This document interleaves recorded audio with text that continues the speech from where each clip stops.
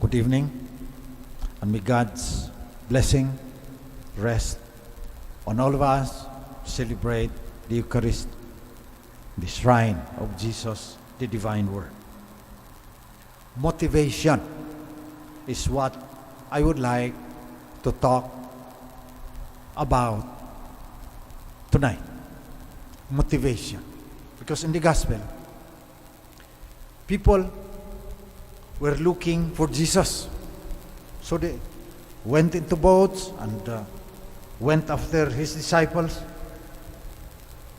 And they themselves got into boats and came to Capernaum looking for Jesus.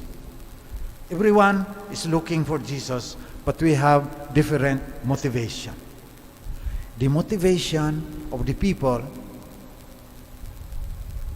is they wanted to make him king. Why? Because they saw,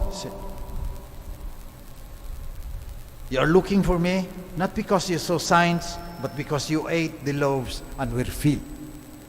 Gusto nilang gawin siyang hari, para wala na silang gagawin. May lagro lang siya dyan, dadami na yung tinapay. That's not the point. So, we should always purify our motivation. Bakit tayo nagsisimba? Bakit tayo nagdarasal? Bakit tayo kumikilala kay Jesus na ating hari?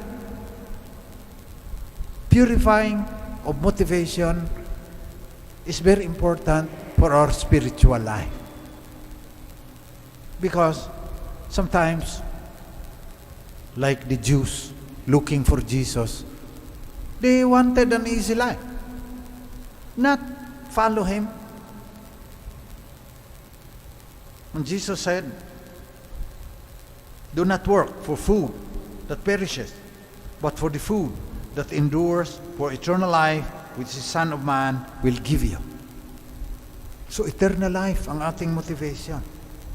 And if we are motivated enough, even if trials and tribulations come, we will remain faithful.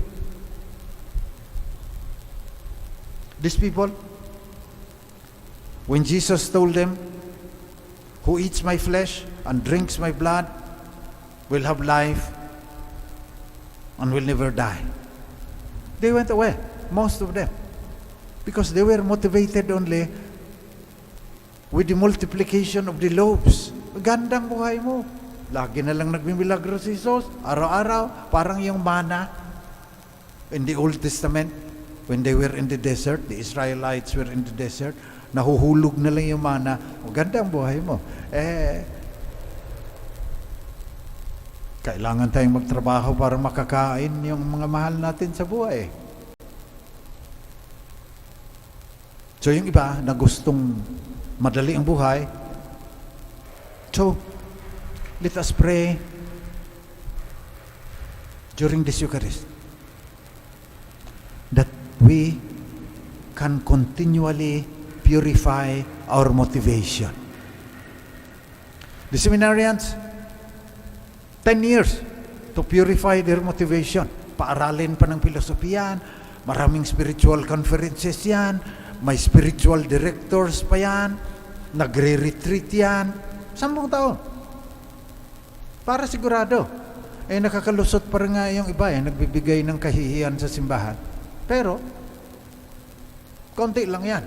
We are 480,000 priests, okay, all over the world.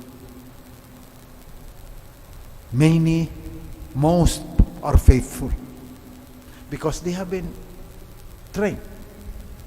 They spent years purifying their motivation of why do I want to become a priest of Jesus Christ. Pati yung mga brothers namin, hindi yan sila nakakamisa at nakapagkumpisal, pero kasama namin missionary.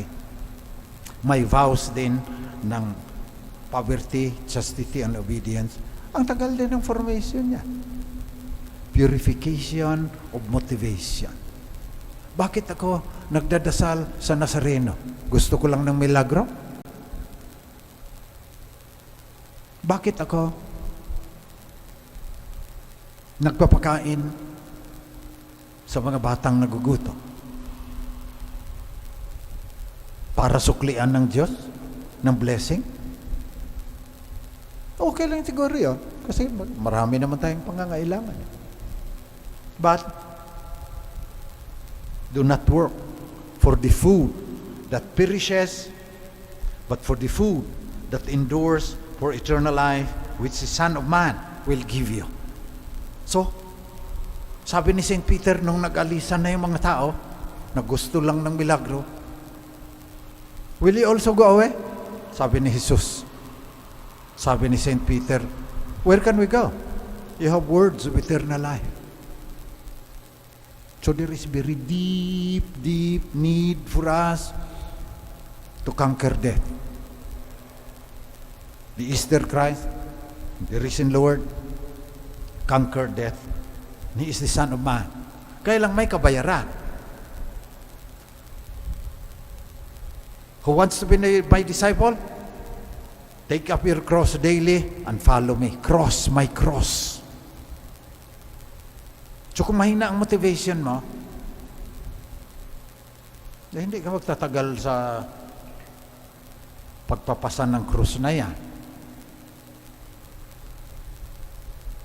So let us pray during this Mass that we will be purified of all selfishness and greed in our journey towards God, so that we will not look for the food that perishes, but for the food that endures for eternal life.